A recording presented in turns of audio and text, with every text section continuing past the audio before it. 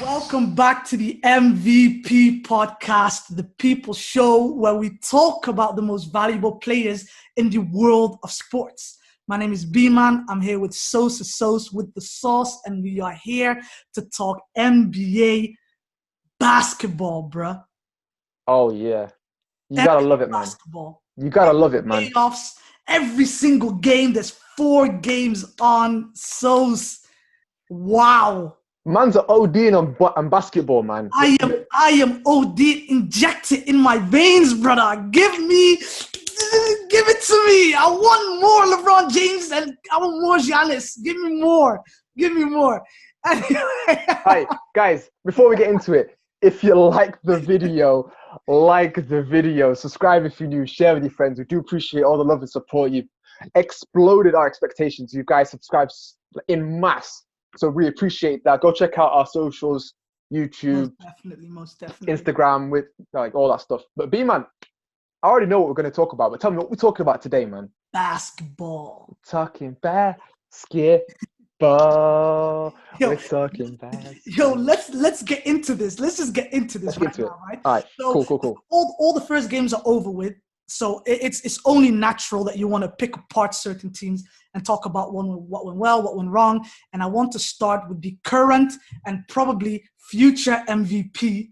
Giannis couldn't get it done because the Orlando Magic decided to throw a wrench into their plans. That was a weird one, right? Yeah. Well, look, to be fair to Giannis, he did his best. Yes, he did. He did his best. Yes, he did. It's his team around him. Bro, like, I was watching the game. And again, I was working for part of that game. So when I came off work and I looked at the score, I was like, what the hell is going on? And then I kept on watching the game. And that's when I messaged you. Am I in the twilight zone right now? What the hell is going on? Everything's bizarre. Like, no one's hitting shots. Vucevic is going off mad. After the game ended, I don't know if you looked at this. Did you check the box score after the game ended? I did. Yeah, I did. Disgusting numbers. Absolute disgusting. How is a man like Brook Lopez getting 5 points? Yeah, but he got into early foul trouble. He got into early foul trouble. But tell me, why is he going? He shot 0 for 4 from 3. Yeah, like Middleton, he shot 2 of 6 from 3. Yeah. But like when the teams like that, yeah, it's not going for you. Like, no matter how much Giannis does. Let's slow down a little bit. I'm not going too fast. No, it's the shots that doesn't matter to me so much because sometimes you make them, sometimes you don't. Considering that Chris Middleton has been shooting lights out the whole year anyway. Well, the bulk of the year anyway. This is a blip, right? But the problem is, or at least the argument should be, what the hell actually did go wrong other than the fact that they've missed those shots? Is it fair to say, and I don't like this line so much, which is the Orlando Magic wanted it more. I don't think that's a line that you can use in basketball, especially not when you're talking about Giannis. I don't think there's anyone that wants it more than Giannis at this moment. But I said this last year. I said it the year before when Giannis started to emerge, that I trust Giannis with my house. I would put my house on Giannis to be dominant. But do I trust anyone else on that team to be consistently dominating like he does? And the answer is no. This team, if they're going to come short, the team will let him down. I wholeheartedly believe that, Sosa. You know what? That reminds me of you hating on Middleton a few years back. I did. You hated on him hard. I did. And I understand why, because everyone took him as he's the second option. Yeah. But he was the second option throughout the regular season, yes. But there's cracks appearing that maybe he's not enough of a second option for Giannis to consider to be a title contender. That's genuine. Like, I don't think it's enough. I don't think it's enough, but maybe do you know what it is? I've been spitting so much dirt on that guy's name, right? Because but in all honesty, I feel like he hasn't really. Every time I'm expecting something to happen, it just doesn't when it comes down to him. Respects to the guy, yeah.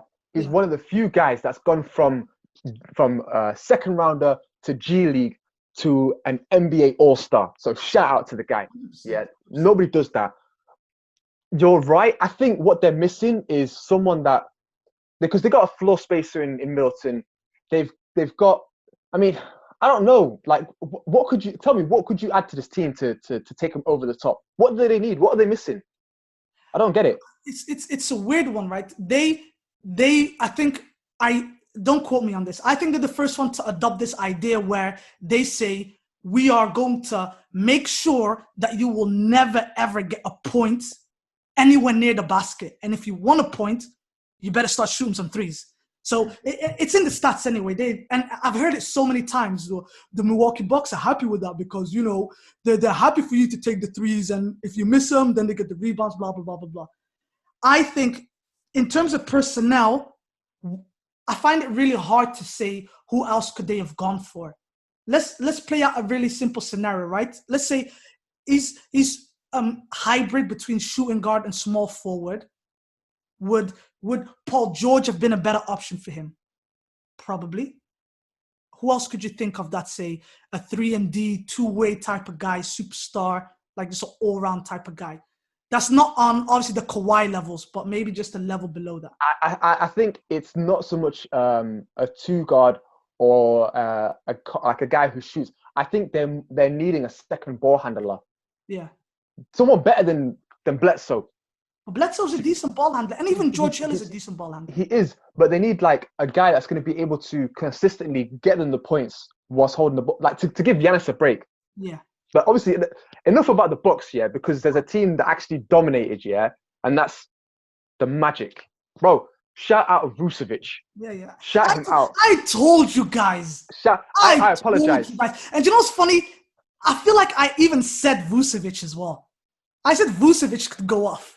These games, do you know what it is? With the bubble, there are no fans. There's no home court advantage. There's nothing. It's just a case of who comes out and who's going to take it by the scruff of their necks. This is what I like about what's going on right now. But should that team, you saw what was on the court, should that team have even been entertaining the Milwaukee Bucks? And the answer is no. So I think this is just a one-off schedule loss.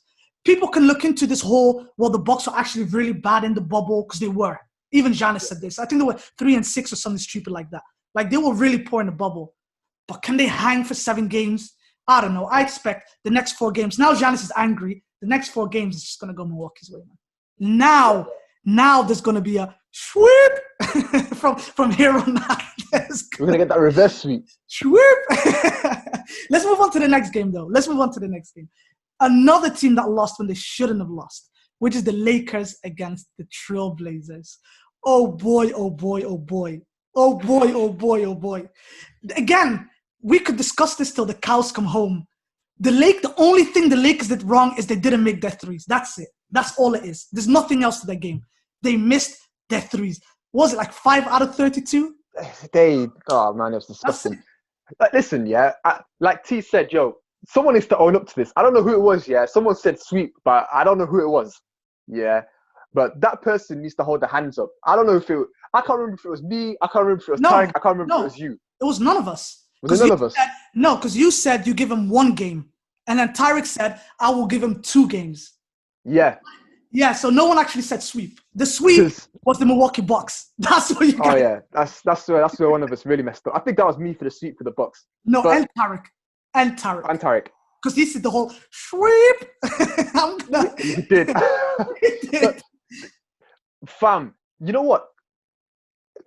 How the Magic matched up with the Bucks, you can call that a scheduling loss. Yeah. I think regarding the Portland Trailblazers and the Lakers, I don't think that's much of a scheduling loss. I think there's more to it. I genuinely think there's more to it. So what is your gut telling you? My gut's telling me that they are really going to be missing out on Rondo and Avery Bradley for the Lakers. Like, they are 100%. Like, you don't realize how much they need them until they, like, you don't know how much you love something until it's gone. Yeah? They don't know how much they needed these guys till they were gone.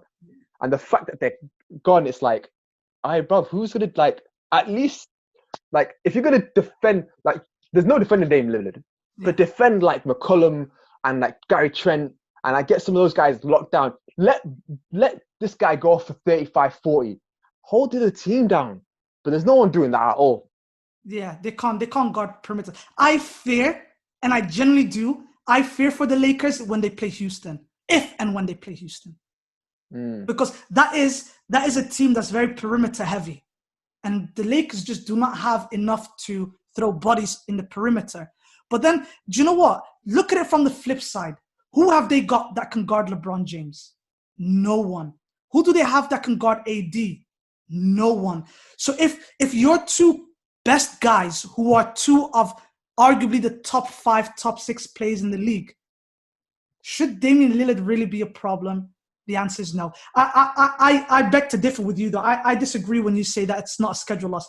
It's 100% to me is a schedule loss, purely because they were missing threes that they were making during the regular season and even in the bubble. 5 out of 32. So I think that's a season low, period. Dame hit 6 on his own, and the whole Lakers team hit 5.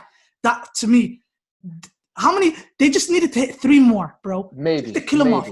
Literally, there was a point in the game where I was like, okay, now you have to take him, hit a few shots, get a few stops. This game is gone. And they couldn't do that. And you're right. They can't. Avery Bradley, oh my God. It's like, not even Rajon Rondo like that. I'll be honest with you. Avery Bradley, though, they need, Tarek was dying. I know now why he was dying, man. Yeah. I know why he was dying, bro. Hey, you still got Dion Waiters. Oh. When I saw him come on the court, I was like, bruh, stop it. Let me ask this question. Do you think this Lakers team actually is a genuine contender with what they have? And the teams that are out there, do you think that they'll get through everyone? Considering how things are lining up, like, I can't bet against LeBron. There's just genuinely, I can't bet against him. Having said that, there is every chance that they don't make it to. They probably might. Yeah, you're right. Even if they get to the second round, they might not even make it out of the second round if they face up with Houston, and Houston just hit everything. It's going to be difficult. It's going to be really difficult. So it's more of a yeah, these guys are making it. It's more of like a 50-50 now, where it comes to a point of where they're going to make it.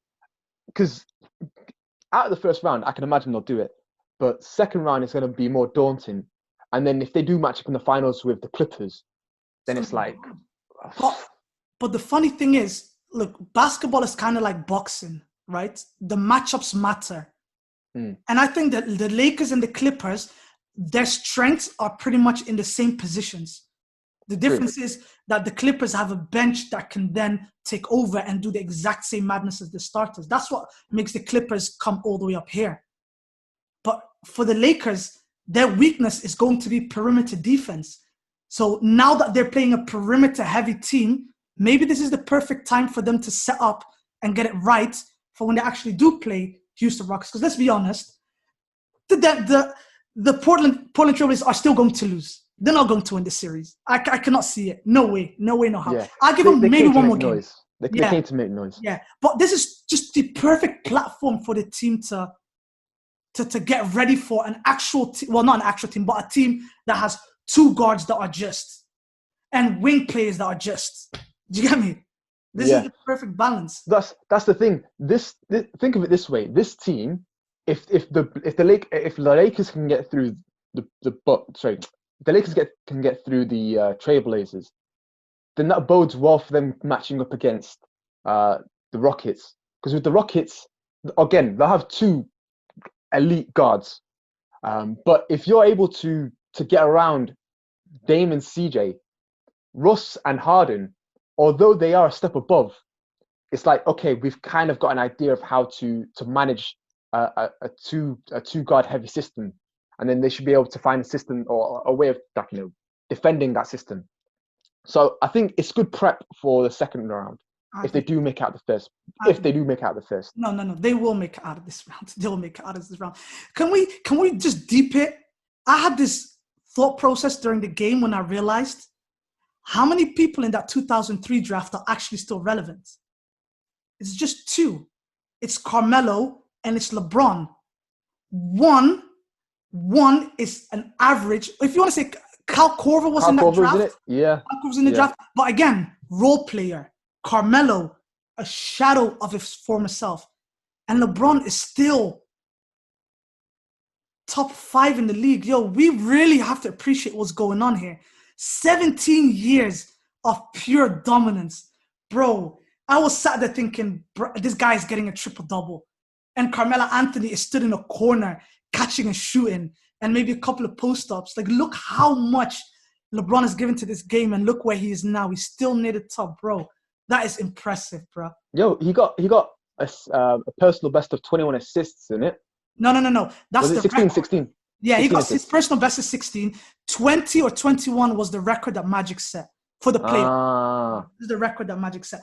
But yo, I think we've run out of time, haven't we? I think we've come to the end of it now. Yeah, I think we've got to the end. Yo, fair. Sosa.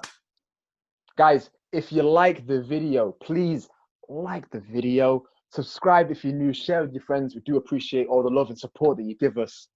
Leave a comment on who you think is going to make it out of the East and the West. Yup. Top 4 teams. I want to know. Standard. I'll read your comments. Yes, always. Anyway, guys, thank you so much. Please, like Sosa said, like if you like the video, like.